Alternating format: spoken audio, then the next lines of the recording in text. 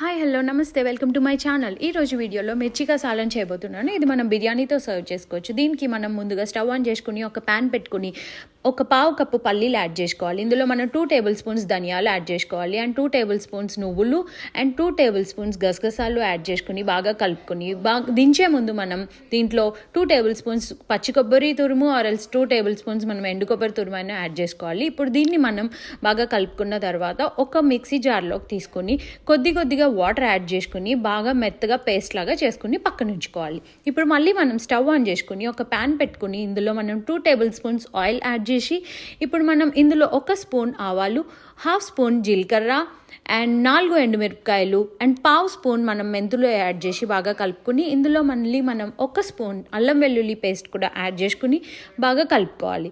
ఇందులో మనం 1 స్పూన్ ధనియాల పొడి, పావు స్పూన్ జీలకర్ర పొడి అండ్ పావు స్పూన్ పసుపు అండ్ 1 స్పూన్ కారం యాడ్ చేసుకోవాలి అండ్ రుచికి సరిపడా సాల్ట్ యాడ్ చేసి బాగా కలుపుకోవాలి.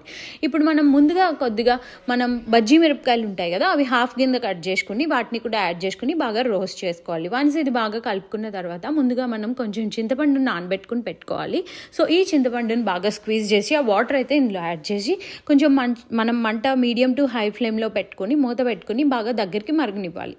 సో ఇప్పుడు చూసారా ఇలా మరుగుతూ ఉంది కదా, ఒకసారి కలుపుకుని మళ్ళీ మూత పెట్టుకుని ఇంకొక 2 మినిట్స్ బాగా మరిగిన తర్వాత ముందుగా మనం తయారు చేసి పెట్టుకున్న గ్రౌండ్నట్ పేస్ట్ ఇందులో యాడ్ చేయాలి.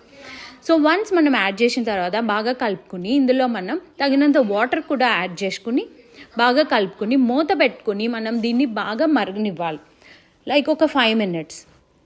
సో ఇప్పుడు మీరు మూత తీసి చూస్తే ఇలా ఉంటుంది. సో దీనిపైన వైట్గా వచ్చే తేటని స్పూన్తో ఆర్ గరిటతో కానీ మీరు తీసేయాలి. 4-5 టైమ్స్ మీరు తీస్తే సరిపోతుంది.